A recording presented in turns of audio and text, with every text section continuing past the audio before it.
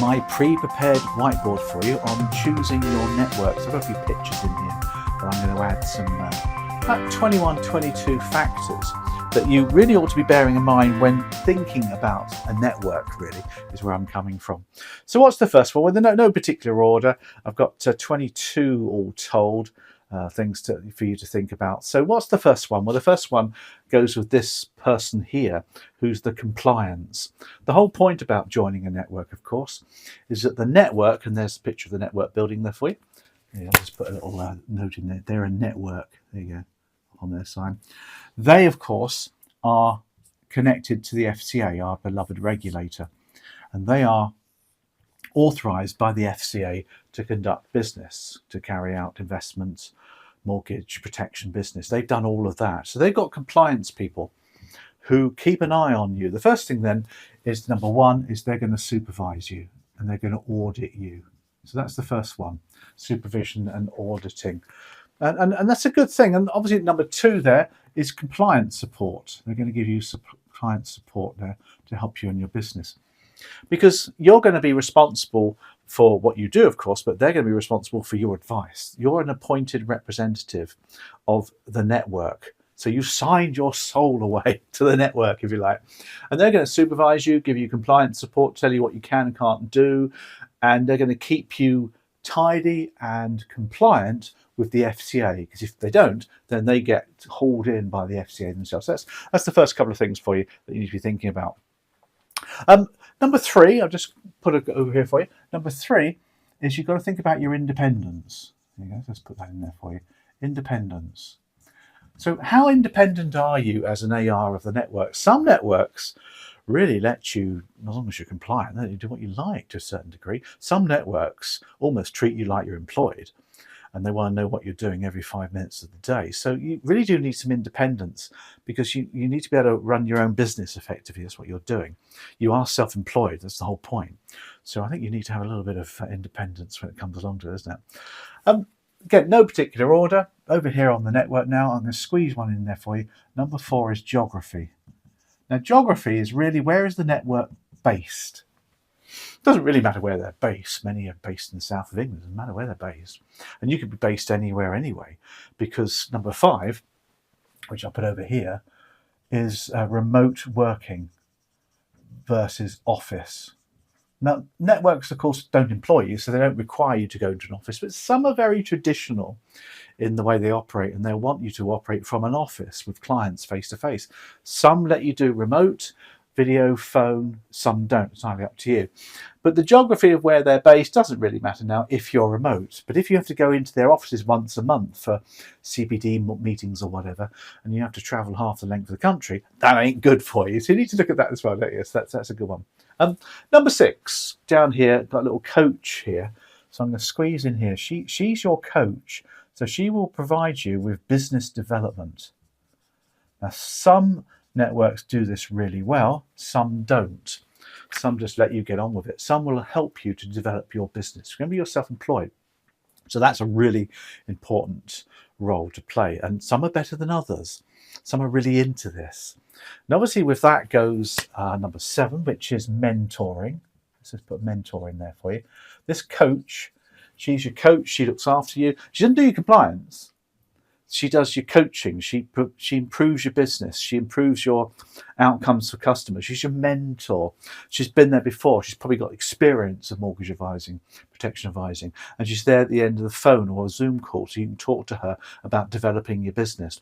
Now, a lot of networks that don't charge very much will combine that with the compliance person, but they're not really business development people. They're compliance. They want to make sure you keep everything tidy and clean and compliant. Whereas this person's more about developing your business. When you have separate people, it often works better. Not always, of course, but you need to take a look at that. Along that as well, if I squeeze in there, number 8 for you, is T&C and CPD. There you go, a couple of acronyms for you. Training and competence and CPD. In other words, how much training do they provide you with? Not just in products and systems, but in developing your business, sales skills, advice skills, that sort of thing. Some do it better than others. This costs a lot of money, by the way. That's very expensive because it's people orientated. Therefore, that's got salaries to pay for. So if you're worried about the fees you're paying the network, there's a lot of money. You have to pay for people. They're expensive. So that's number 8 there for you as well. Number 9, then what have we got for you on number 9? Let's find number 9. Important one. Put it in red for you. This comes down to what you pay. Let's squeeze in there for you. What you pay the network. In other words, fees and splits of commission. Now, the whole point about joining a network, of course, is that they've done all the deals with the lenders and the insurance companies. They've got all the agencies available with all the lenders, the whole of market, whatever, restricted advice, whatever you are. But you have to pay for that because that's what you pay for. Now, they charge you for this sort of thing through the fee and split commission.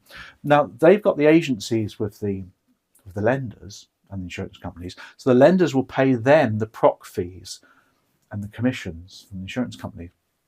The network will then pay you your money, less their split of commission. They'll take 20-30% of your commission. So the more you earn, of course, the more they earn, which is great. So therefore, they want to develop your business. They also charge you a monthly fee as well. So you need to take a look at the numbers. But, you know, at the end of the day, everyone knows what everyone's numbers are. So you're not going to get like a special deal because other networks know what the deals are. So it's all very transparent these days. It's like buying anything from shops, isn't it? We went went to Decathlon to buy a rower for our gym upstairs. And I looked at the price, and the first thing I did is Google it, see if anyone was selling it cheaper. That's what people do now. And of course, these things are the same. So you don't have to shop around for fees and split commissions. You get what you pay for. Bear that in mind as well. That's number 9. Coming in at number 9. It's a bit like a pick of the pops, isn't it? Over here in red again, be careful of any hidden costs. Now, there might be the odd little cost or two that creeps in. A little bit like, leasehold properties. If you own a flat and you pay your monthly maintenance charge towards maintaining the property, occasionally they might ask you for more money, maybe if the roof suddenly needs fixing, they hadn't planned for it. Likewise, the networks might be able to charge you some extra money. So be careful of any hidden costs. And that one comes in at number 10. There you go. I pick of the pops for you. Put the dangerous ones in red, showing number 10. Number 11 for you. What have we got for number 11? Number 11 over here, we've got important ones here now. These are the big arrows here. Now, as I mentioned to you, the network provides you with services. That's the whole major point. One of the services they will provide you for, at number 11, is leads, possibly. They might give you leads. Now, a lead, of course, is a customer who wants some advice. Now, they may have bought that lead from the internet, or they may have some kind of customer database from old advisors who left their network or something. They might provide you with leads, annual reviews, for example, that sort of thing. They may charge you for those leads, of course, but that's quite useful if you have those. The other thing they provide you with, of course, we mentioned to you, is they give you lenders and insurance companies. Let's put that in there for you, insurance companies. You don't have to go and do the deals with the Halifaxes and the Peppers and people. They've done all of that. They'll have hundreds of lenders available to you, if you're lucky, 160, 170, 180 different lenders, which is part of your marketing. You want to promote that to your clients. And they give you the access to lenders via their systems. They've also done the deals for the commissions and the prop fees. They of course can probably get a better deal than you can. So although you're paying a split of commission or split of the prop fee, they've been able to negotiate bigger ones in the first place, because if it's a big network with lots of members, they can get better prop fees from the lenders, because it's all about critical mass, isn't it, at the end of the day. That comes in at number 12 there for you as well. Number 13, what have we got for you? Number 13, over here. Let's put this one up here for you. Number 13 is a really quite important one nowadays, of course, and that is your technology. So let's just put little wheels of tech in there going on. Your tech, and that comes in number 13, tech. Now, good networks will provide you with software to be able to run your business. It's expensive if you have to do it. Good networks will have software, call it all sorts of different things, probably a brand name, but it does everything for you. It allows you to maybe keep your customer details. It allows you the journey the customer's going through, the fact find, all of the compliance forms, etc. you need, disclosure and KFIs and things like that from the lenders. It have a search engine built into it as well, so you can maybe have Trigold or Mortgage Brain built into it. It'll print off all sorts of documents that are needed by the customer, submit mortgage applications to lenders, possibly. You may have to go onto lenders' portals for that. But basically do everything you need, which is key. You need that, of course you do. You rock up the customer's house with a laptop and you open it up and you start doing business. That's number 13, tech. Number 14, which I'll put here for you, is CAS. Quite important, actually. CAS is Competent Advisor Status.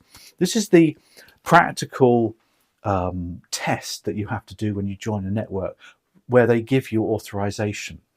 You've got your CMAPs and all the exams. That's only the first part. You then have to be proven to be able to do the job. It's like the driving test, isn't it? You do the theory test, which is like CMAP. Then you've got to go in a car and demonstrate to the examiner that you can drive, and she will pass you or fail you. In exactly the same way, they give you CAS. CAS, by the way, is not a universal test. It's based upon the network's requirements and what they define as you reaching competent advisor status. Now, if you're brand new to the industry, they may do CAS for you. It's incredibly expensive for them to do it. They'll charge you, but you won't get it anywhere else. So if you're a trainee and you want to get yourself established, you want a network that will give you CAS. Some do, some don't. Some don't want to bother with you if you're not experienced. Obviously, you've still got to be CAS with them. It may only take a couple of weeks. But if you're brand spanking new, it takes them time from a coach, from a compliance person. Therefore, you need to look at the CAS side of things as well. That's number 14. Number 15. What have we got number 15? Over here in red again, I'll put this one here, are what we call exit fees. Now, an exit fee is a charge, of course, for leaving the network. Some do, some don't. Some will require you to spend a number of years with them and sign a contract. You need to ask about that. If it doesn't work out, it's not working out between you and you want to leave to go to another network, find out what the deal is, because there may be charges, etc. It's a right nightmare, by the way, because you're getting yourself embedded into the network. Think about it.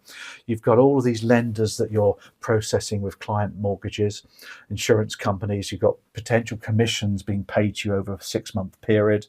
You've got training and development going on. If you leave the network, you've got to unhinge yourself from all of that. They might still owe you some money. So it's a real nightmare leaving. It's like leaving a bank, isn't it? It's like you change a bank. Okay, I know they have the ability to do that easily nowadays, but not a lot of people change banks because of the hassle factor. So make sure you look at that side of things. The exit fee comes in at number 15. Number 16 for you is a really comprehensive list here for you. I've got it over here at the network one, but actually I want to keep it over here. I want to keep it over here. I'll keep this one in red because it's really important. Over here, number 16, which is clients. Let's just put that on. And CRM systems. Now, okay, what is the value of your business? Well, the value of your business is you. Of course it is, because you've got all the knowledge, etc. I mean, you might have staff that work for you, but the value of your business is pure and simply your client bank. That's how IFAs sell their business, and funds under management, of course, go with that. But it's their client bank. It's the people that are loyal to you, the ones that you've worked with in the past, and they trust you and they want you to help their finances as time moves on. More mortgages, more protection. Your client bank, guys, is what you want to build up and covet. That is the value of your business. Now, the last thing you want to do is pass the client bank over to the network. They will want you to input the client details in their systems. Of course they will. Can't do much else about that.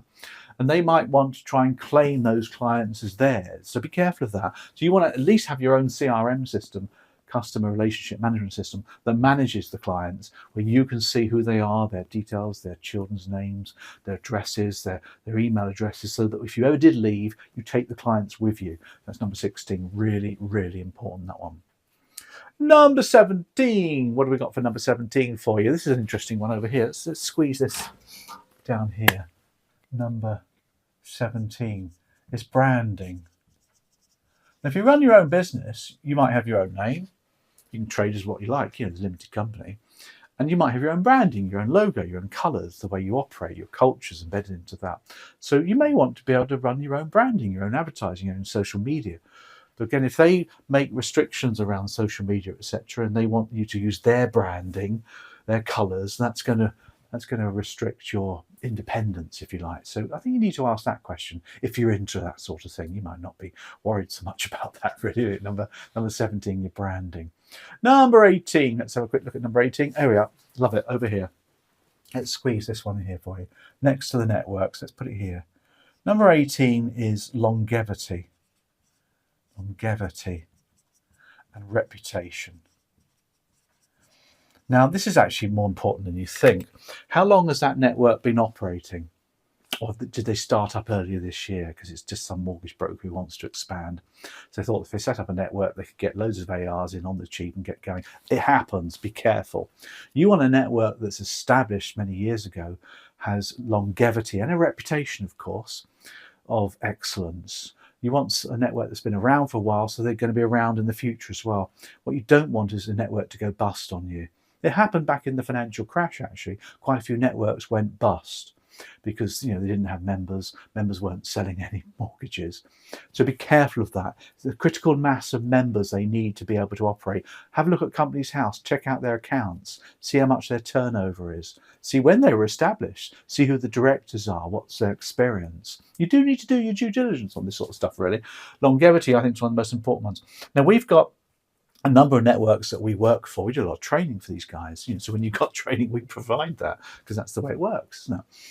And I've been in the industry over 40 years, and I know what a good network is and what's not. So we've tied up with quite a few little networks. So I've got 2 or 3, 4 now that we make referrals to.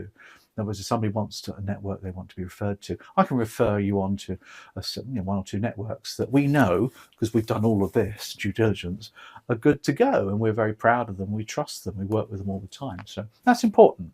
Don't knock that. That's very, very important. Longevity and reputation. Couple more for you just to finish off. Number 19. Let's have a quick look at number 19. Where's number 19? You look at this list. A nice one. Actually, this one is quite useful, actually. Number 19. Let's squeeze it down here.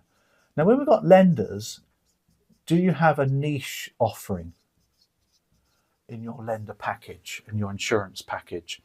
Now, when I say a niche offering, there's some lenders that, like the high street lot, everyone deals with those, don't they? There's some lenders that are very niche. Particularly if you get into niche advice areas like second charges or bridging, for example. There's certain lenders that only deal with that. Master brokers, call them what you like.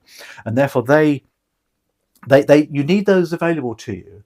Equity release might be an area in which you want niche offering to your clients. Long-term care, possibly. On the insurance side of things, you want protection. So do they provide access to all the niche lending schemes and systems that provide you advice? You need that because you do need to specialise and give access to those things for your clients. Over in number 19, I'll squeeze it in here for you. Number 19, which is solvency. Again, I mentioned this briefly when I mentioned about longevity. Number 19 is solvency. That's number 20, actually. In other words, do they have money in the bank to pay their bills? You need to look at these things. Do a quick check on them to make sure they do. That goes without saying, that one, doesn't it? No, number 20. Number 21 coming in at the end. Oh, at the top here. A little podium here. Can I squeeze in number 21? Conferences, training, CPD. I know I mentioned it down here with the coach who provides you with TNC and CPD. That's great. That's on a one-to-one. But these are conferences. These are annual events, monthly events, quarterly events. I'm not talking about prize giving things where your mate nominates you and your cousin nominates you and you go up for a prize. Everyone claps you and you thank your mother and everybody, like your dog. I'm talking about proper CPD where you do your learning, where they bring in experts for you, online, offline, in rooms. It doesn't matter. Some provide really good conferences, really good CPD that you can buy into. Online, again, is a great access to as well. That's 21. Last one, actually, again in red because it's money. Over here, squeeze it in over here. Number 22 is PI insurance. Now, again, we've got a few acronyms going on here. Now, PI is professional indemnity insurance. This is what you need if you're selling your brain. I mean, we have professional indemnity insurance here in my business, and you need to have that as a mortgage and protection advisor. Professional indemnity insurance, of course, will give you money if you have a complaint. It goes to the ombudsman, and they rule on behalf of the client, and you have to pay out money in compensation, which often happens. The PI insurers click in there. They're very, very expensive, particularly if you're new to the trade, because the PI insurance firm is taking a risk on you, aren't they? Now, of course, the network have a block policy effectively, and they will provide you with the PI insurance because you couldn't really buy it on your own anyway. They wouldn't take you as a risk. Now, that's very expensive. It forms part of your fees and your split commission, but it might be a separate cost. So you do need to look at that as well. So, hey, 22 factors for you to think about. Quite a lot. Big decision. Make it wisely, carefully. Don't go all arrogant and start checking on 22 networks. I heard a story once of this chap who got this checklist, and he sent it to 22 networks and got them to fill in this checklist. And he got these 22 checklists back. He was comparing them all. That's just ridiculous. You can't do that. Do your due diligence, of course. Make a few calls to a few networks, talk to a few people. Remember, they're interviewing you. You're not just interviewing them. They don't have to have you. They've got their reputation to think about. They will want the right person to join them. Some of them have waiting lists as well. So don't get all arrogant and think, oh, they definitely want me. You know, they don't. They don't. You have to prove yourself to them. You have to put a business case to them that why you are a good potential member. You know, business case, a business plan, how are you going to operate, where are you going to get your clients from, what's your forecast for your business. They will want to hear all of that as well, so make sure you do your preparation on that side of things as well. Last point, if you want, if we're known to you, in other words, if you're on our database, or if you've been on our boot camp, or if we know of you, you can talk to us about us providing or recommending a network for you. I don't just do it for anybody that comes along, because I don't know who you are, but if we've known you, we've seen how you operate, we can talk to you, maybe have a video call, do a little bit of due diligence on you, we can then provide a referral to one or two of our networks who might be glad to take you on. So get onto our database as always and see if we can help you. That's networks. Hope that's been useful.